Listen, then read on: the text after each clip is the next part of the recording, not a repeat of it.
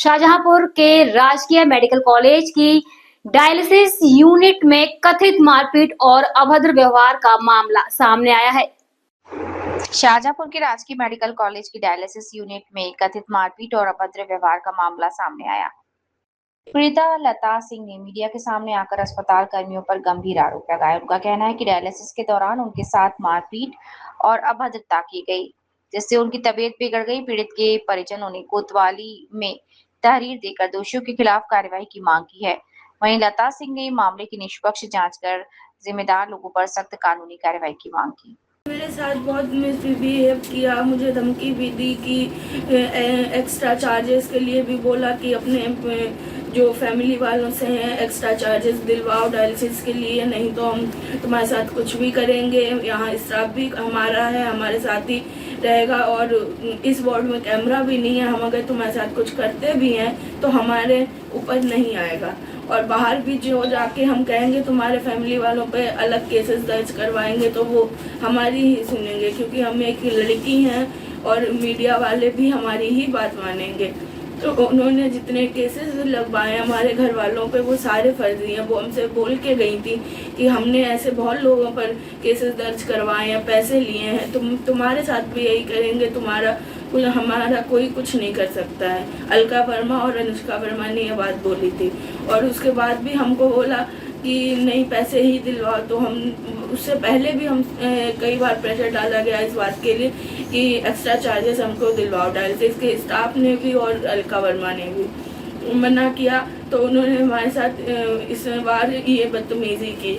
और हमारी डायलिसिस 4-5 साल से लगभग हो रही है, हर हफ्ते में 2 बार होती है। हम बार डायलिसिस करवाने जा रहे हैं, लड़ाई लड़ने नहीं जाएंगे।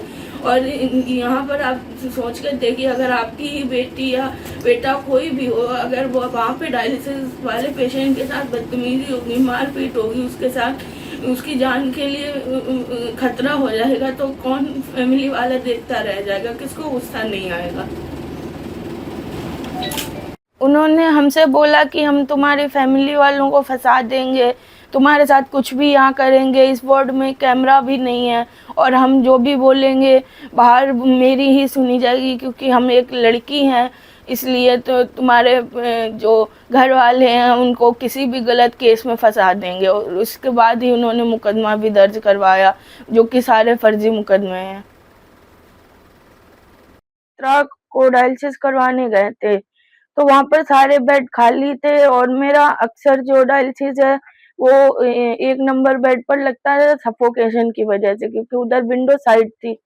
तो मैंने बोला दीदी को इधर ही लगा दीजिए, अलका वर्मा जो थी उनको। तो उन्होंने बोला कि नहीं तुम्हारी हम 4 नंबर पर लगाएंगे। तो मैंने उनको बताया भी सब कुछ कि मुझे उस पे प्रॉब्लम होती है, सफोकेशन होती है, सांस में भी प्रॉब्लम आ सकती है, ऑक्सीजन की कमी हो सकती है। तो उन्होंने बोला नहीं तुम्हारी 4 नंबर पर ही लगाएंगे। उन्होंने जबरदस्ती मेरी डायलिसिस 4 नंबर पर ही लगा दी।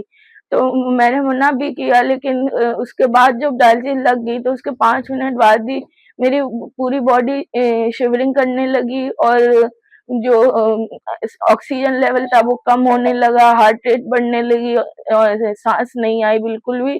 तब मैंने बुलाया तो अलका वर्मा आई, तो उन्होंने बोला कि उनसे बोला दीदी डायलिसिस निकाल के 1 नंबर बेड पर ही लगा दीजिए, सारे बेड खाली हैं। तो दीदी ने बोला कि नहीं हम उस पर नहीं लगाएंगे तुम्हारी डायलिसिस, तुम्हारी इस पर ही लगाएंगे, और ज्यादा ड्रामे वगैरह करोगी तो तुम्हारी नीडल निकाल देंगे और फिर मर जाओगी यहीं ज्यादा ब्लड निकलने के कारण। तो जब बहुत ज्यादा प्रॉब्लम हुई तो मैंने बार-बार बोला उनको ही, अलका वर्मा को, कि दीदी नहीं मेरी निकाल दीजिए डायलिसिस और 1 नंबर बेड पर लगा दीजिए। तो उन्होंने डायलिसिस तो निकाल ली, तो जब डायलिसिस निकाल रही थी तो पूरा सारा ब्लड मेरे ऊपर लग गया, मेरे कपड़ों पर लग गया। तो मैं जो कपड़े चेंज कर रही थी तो वो उनका उसका मेरा वीडियो बना रही थी अलका वर्मा। तो मैंने जब मना किया उनको कि दीदी वीडियो नहीं बनाइए, तो उन्होंने नहीं माना और वीडियो बनाती नहीं। तो उस वजह से मेरे कपड़े भी चेंज नहीं हो पाए, और मैंने मना किया बार-बार। तो उन्होंने अपनी बहन को बुलाया, अनुष्का वर्मा, और दोनों ने मिलके मेरे साथ मारपीट की। मेरी जो नीडल थी दोनों लगी हुई वो निकाल दी, फिर मैं और चली गई। तो मैंने खुद ही अपना ब्लड रोका, बहुत ज़्यादा तेज़ी से फ्लो हो रहा था इस वज़ह से। और फिर मैंने दादा को बुलाया तो दादा ने ही पट्टी की, ब्लड रोका और कोई स्टाफ वहाँ पर उस टाइम नहीं आया। जब मेरी ज़्यादा ब्लड निकलने के कारण जो मेरी हालत थी वो बिगड़ने लगी और मैं बेहोशी की हालत में आ गई थी। तो उसी बेहोशी की हालत में दादा मुझे लेके गए, कार में लेके गए और वहीं लिटाया। तो उसके बाद मैं बेहोश हो गई, फिर मुझे कुछ भी याद नहीं था।